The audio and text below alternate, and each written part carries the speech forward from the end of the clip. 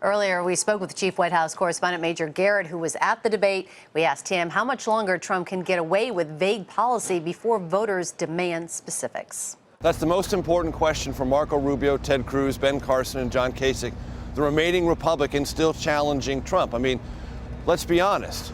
The field was at once 17. Many Republicans have fallen away, many of them along the way of their campaigns ending, asked Trump to get specific, demanded specifics on policy. He didn't provide them, and they're gone, and he's still the front runner. So what does that tell us? That tells us that this campaign dynamic has allowed, has encouraged, has rewarded Donald Trump for talking tough, making very large pronouncements, being outside the political mainstream, if you will, and being a completely disruptive force in not only the conversation, but in the way you run for the presidency and seek a major party nomination. Historically, you have to do that by explaining, at least in some level of detail, how you're going to achieve the promises you're making.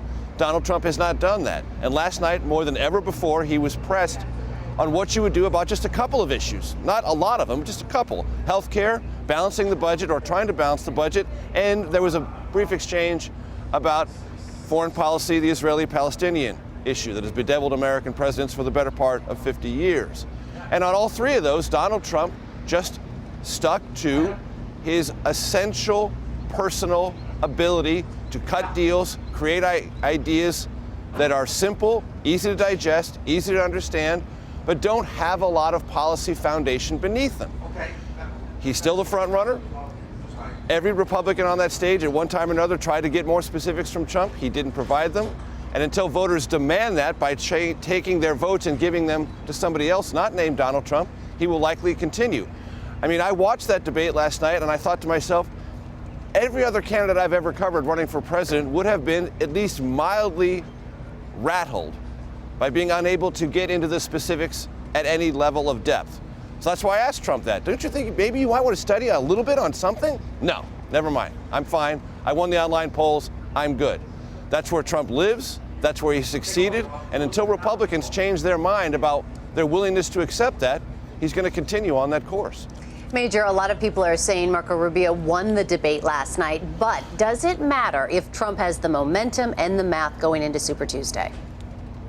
Well, he has the momentum and he has the math. Is that reversible? It's probably reversible at the margins. But look, I don't think anyone on the Rubio campaign expects that one debate performance is going to topple Donald Trump's momentum. It may slow it. And that's the most important thing for Marco Rubio and, for that matter, Ted Cruz.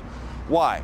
Because it is still a matter of acquiring the sufficient number of delegates to claim the Republican nomination. And if you're Marco Rubio, Ted Cruz, John Kasich, you have to be in this for the long game. You have to slow Trump down, plant the seeds of doubt, and then create for yourself a dynamic when you could possibly win later. But the first thing you have to do is slow his momentum. And in Marco Rubio's case, there's another thing he must pursue, and he had to pursue last night, which is persuading Republican donors who are either with Jeb Bush or some of these other candidates who have yet to finance his campaign, meaning make a contribution. Look, I'm a solid bet. I can do this. I can take Trump on. I can change the dynamic, but you've got to help me. You've got to open your checkbook, write me a check, put money in my campaign account so I can keep this effort going.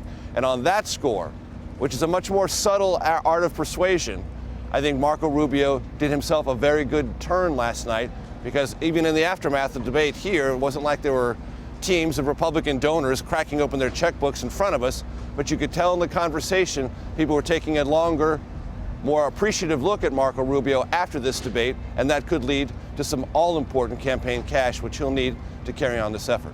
Major, Marco Rubio appeared on CBS this morning today, and he was asked about his strategy last night in attacking Mr. Trump. And what Senator Rubio said is that Mr. Trump is a con artist. As you know, there's an article out in Rolling Stone by Matt Taibbi who essentially says that there's a long con going on. Can that stick? In other words, the emperor has no clothes.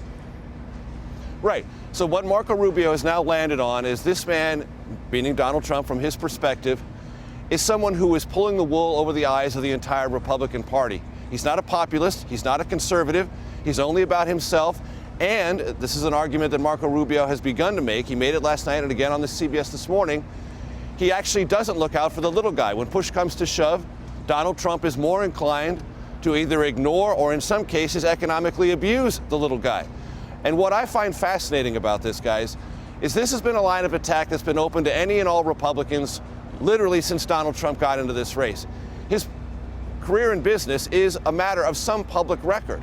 And yes, he has a great deal of money, and he spends a great deal of time promoting himself, but there's a long trail of either lawsuits or grievances or employees who are less than satisfied working within the Trump world. Now this is coming to the fore. Is it too late? Do Republicans have to ask themselves a very hard question? Should these issues have been raised long ago? And if they had been raised long ago, would Donald Trump be where he is now?